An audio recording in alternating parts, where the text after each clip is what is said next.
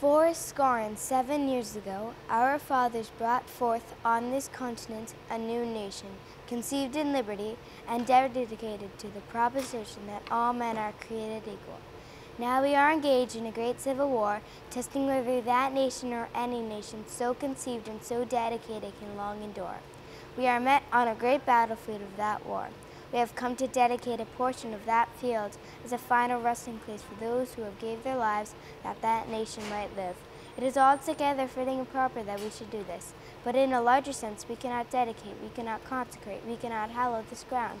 The brave men living and dead who have struggled here have consecrated it far above our poor power to add or detract.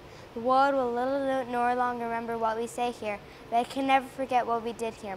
It is for us the living rather to be dedicated here to the unfinished work which they who fought here have thus far so nobly advanced. It is rather for us to be here dedicated to the great task remaining before us, that from these honored dead we take increased devotion to that cause, for which they here gave the last full measure of devotion, that we here highly resolve that these dead shall not have died in vain, that this nation under God shall have a new birth of freedom, and the government of the people, by the people, for the people, shall not perish from the earth.